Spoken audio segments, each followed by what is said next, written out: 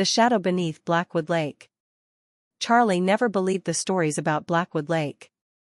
In the small town of Raven Hollow, legends were everywhere. Old people whispered about ghosts in abandoned houses, strange lights in the forest, and creatures that walked beside the lake at night. Most teenagers laughed at those stories, and Charlie was one of them. At 16 years old, Charlie cared more about fixing old bicycles in his father's garage than listening to ghost tales. He had messy brown hair, sharp gray eyes, and a habit of staying quiet when everyone else talked too much. Since his mother died 3 years earlier, Charlie had changed. He rarely smiled anymore, and he spent most evenings alone near the woods behind town. One cold October evening, Charlie's best friend Ethan burst into the garage with excitement glowing in his eyes. "You heard about the lights again?" Ethan asked. Charlie wiped grease from his hands.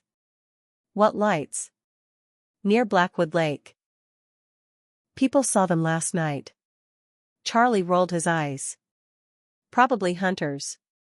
"No," Ethan whispered dramatically. "They say somebody disappeared." Charlie stopped moving. "Who?" "An old fisherman. His boat was found empty." For a moment, silence filled the garage. Rain tapped softly against the roof. Then Charlie shrugged. "People disappear all the time." Ethan leaned closer. "You don't understand. The same thing happened 20 years ago." Charlie hated when Ethan talked like this. Every mystery in Raven Hollow somehow became a supernatural curse in Ethan's mind. "You watch too many horror movies," Charlie muttered. But later that night, Charlie couldn't stop thinking about the empty boat. Blackwood Lake sat beyond the forest north of town. It was enormous, dark, and strangely quiet. No birds sang near it. No fish jumped from the water. Even during summer, the lake looked cold. Charlie had gone there once with his mother when he was little. He remembered thick fog moving across the surface like living smoke. His mother had held his hand tightly that day. "Never stay here after sunset," she had told him. At the time, he thought she was joking. Now, years later, those words returned to him unexpectedly. The next afternoon at school, the entire town seemed obsessed with the missing fisherman. Teachers whispered in hallways. Students spread rumors during lunch. Some said the fisherman drowned. Others claimed they saw giant footprints near the shore. One girl even swore she heard screaming from the woods. Charlie ignored most of it until he overheard something strange. "The sheriff closed the lake," someone said. "Why?" "They found blood on the boat." That night, Charlie couldn't sleep. Wind rattled his bedroom window. Rain poured outside. At midnight, he finally sat up and looked toward the forest behind his house. Then he froze. Far away between the trees, a pale blue light flickered. Once. Twice. Then vanished. Charlie stared into the darkness. His heart beat faster. The next morning, Ethan immediately noticed Charlie looked exhausted. "You okay?" Charlie hesitated. "I saw something." Ethan nearly dropped his backpack. "At the lake?" "In the woods." Ethan grinned nervously. "Told you." Charlie sighed. It was probably nothing. But deep down, he knew it wasn't nothing. 3 nights later, Charlie made the worst decision of his life. He went to Blackwood Lake. Ethan insisted on coming too. "You're not going alone," Ethan said while pulling on a flashlight strap. The boys entered the forest shortly before sunset. Tall pine trees surrounded them like silent walls. Dead leaves cracked beneath their shoes. Charlie carried a backpack filled with supplies, water, batteries, a pocketknife, and an old camera. "You really think we'll find something?" Ethan whispered. "I think we'll find proof the town is overreacting." But Charlie didn't sound confident. As darkness spread through the forest, the temperature dropped sharply. Their breath became visible. Finally, after nearly an hour of walking, they reached the lake. It looked terrifying. Fog drifted across the black water. The moon reflected weakly on the surface. Everything felt unnaturally still. Ethan pointed toward the shore. There. An old wooden boat sat half submerged in mud. Charlie slowly approached it. The boat looked damaged. Long scratches covered one side. Inside, Charlie noticed dark stains. His stomach tightened. Is that blood? Ethan whispered. Charlie didn't answer. Then came the sound. Splash. Both boys turned instantly. Something moved in the water. Large ripples spread across the lake. Ethan grabbed Charlie's arm. We should leave. Charlie stared into the darkness.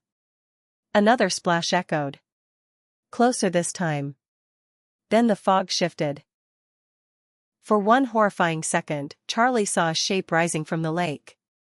Tall. Thin. Not human.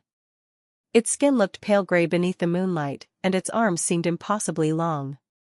Ethan screamed. The creature disappeared beneath the water again. Run! Charlie shouted. The boys sprinted into the forest. Branches struck their faces as they ran blindly through darkness. Behind them, strange cracking sounds echoed between the trees. Something followed them. Charlie could hear heavy footsteps. Too heavy for a person. Ethan tripped suddenly and crashed into the mud. Charlie turned back instantly. Hurry! Ethan scrambled to his feet, terrified. Then they both saw it. Between the trees stood a figure nearly 7 feet tall. Its eyes glowed faint blue in the darkness. Neither boy moved. The creature tilted its head unnaturally. Then it took one slow step forward. Charlie grabbed Ethan, and they ran harder than ever before. Eventually they burst from the forest onto the road leading back to town. The sounds behind them stopped. When they looked back, the creature was gone. The next morning, nobody believed them. Sheriff Dawson crossed his arms impatiently after hearing their story. So let me understand, he said. You saw a monster in the lake? Ethan nodded rapidly. Charlie stayed quiet. The sheriff sighed. You boys scared yourselves. But something chased us. Ethan argued. Probably a bear. Charlie finally spoke. It wasn't a bear. Sheriff Dawson studied him carefully. For a moment, Charlie thought the sheriff looked nervous. Then the older man lowered his voice. Stay away from Blackwood Lake. Why? Charlie asked. The sheriff hesitated too long before answering. Because people disappear there. That evening, Charlie returned home feeling frustrated and confused. But waiting for him inside the garage was something even stranger. An old woman sat beside his workbench. Charlie instantly recognized her. Mrs. Holloway. Most people in town considered her crazy.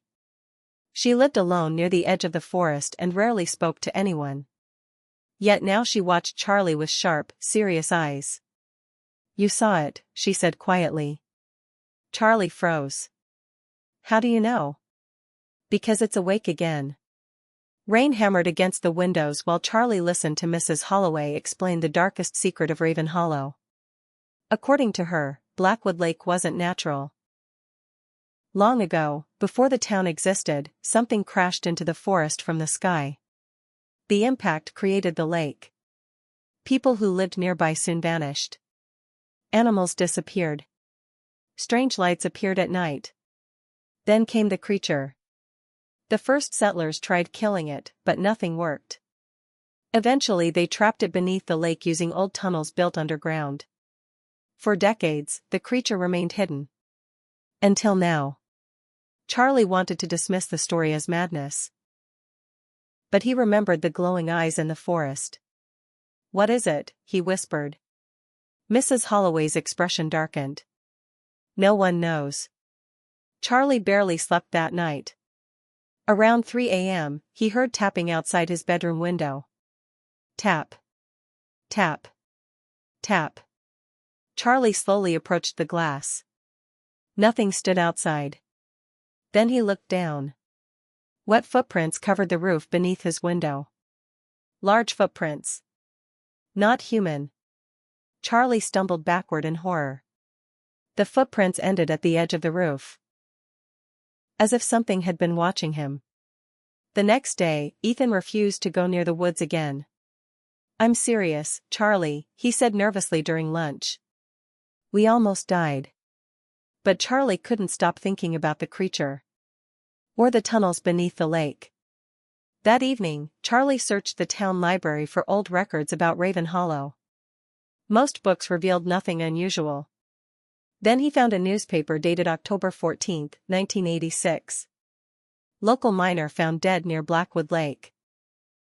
Charlie read every word carefully. The article mentioned underground tunnels collapsing near the lake decades earlier. Miners claimed they heard screams beneath the earth before the disaster. Only one tunnel remained sealed afterward. Charlie copied the map printed beside the article. He knew exactly where he needed to go. At sunset, Charlie returned alone to Blackwood Lake. Fog rolled across the water once more. Everything felt colder than before. Using the map, Charlie searched the shoreline until he found something hidden beneath vines and rocks. A metal door. Rust covered its surface. The old mining entrance. Charlie pulled hard. The door groaned open slowly. Darkness waited below. Charlie switched on his flashlight and stepped inside. The tunnel smelled damp and rotten. Water dripped from the ceiling. Rusted rails disappeared deep underground. Every instinct told Charlie to leave. Instead, he kept walking. Minutes later, he discovered strange symbols painted on the tunnel walls. Circles. Lines. Unknown markings. Then he found the claw marks. Deep scratches carved through solid stone. Charlie's heartbeat quickened. Far ahead, something moved. A shadow. Charlie aimed his flashlight. Nothing. But then he heard breathing. Slow. Heavy. Close. Charlie backed away carefully. The breathing stopped. Suddenly, his flashlight flickered. Darkness swallowed the tunnel. Charlie panicked, hitting the flashlight repeatedly until it worked again. And when the beam returned, someone stood at the end of the tunnel. A man. Or what used to be a man. His skin looked pale and stretched tightly over bone. His eyes glowed faint blue. Charlie nearly screamed. The figure whispered something impossible to understand before vanishing into darkness. Charlie turned and ran. Behind him came the sound of many footsteps. Not one creature. Several. Charlie sprinted through the tunnel as distant whispers echoed around him. The metal door appeared ahead. He burst outside and slammed it shut. Silence returned instantly. Charlie collapsed beside the lake, breathing hard. Then he noticed something in the mud nearby. A necklace. His hands trembled as he picked it up. He recognized it immediately. It belonged to his mother. Charlie stared at the necklace in shock. His mother disappeared near Blackwood Lake 3 years ago. Everyone believed she drowned during a storm. But now Charlie understood something horrifying. She never drowned. Something took her. The truth shattered him. For days Charlie avoided everyone. He barely ate. He barely slept. Then Ethan appeared at his house unexpectedly. "You disappeared," Ethan said. Charlie showed him the necklace silently. Ethan's face turned pale. "Oh no." "She was there," Charlie whispered. "Somehow." Ethan hesitated before speaking. "What are you going to do?" Charlie looked toward the forest. "Finish this." That night the boys prepared carefully. Flashlights. Rope. Old hunting rifles from Ethan's grandfather. Charlie even brought gasoline. "If that thing can die," he said quietly, "we're going to kill it." A violent storm covered Raven Hollow as they returned to the tunnel. Thunder shook the sky. Rain poured endlessly. The lake looked alive beneath flashing lightning. Charlie opened the metal door again. Together they descended underground. The tunnel seemed different now. Whispers echoed constantly through darkness. Sometimes Charlie thought he heard his mother calling his name. Ethan heard it too. "Don't listen," Charlie warned. The deeper they traveled, the stranger everything became. The walls pulsed faintly blue. The air felt warm. Finally, the tunnel opened into an enormous underground chamber. And at its center stood something impossible. A massive cocoon-like structure rose from the ground, covered in glowing veins of blue light. Shapes moved inside it. Human shapes. Charlie felt sick. Around the chamber wandered pale creatures with glowing eyes. Former townspeople. The missing fishermen. Old miners. Others long forgotten. They were alive. But changed. Suddenly one creature turned toward Charlie. His heart nearly stopped. It was his mother. Her eyes glowed blue. Her skin looked ghostly pale. But for one brief second, she recognized him. "Charlie," she whispered weakly. The other creatures noticed him instantly. They began moving closer. Ethan raised his rifle with shaking hands.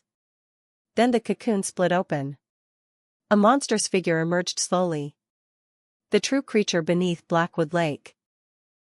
It towered over them, thin and enormous, with glowing blue veins across its body.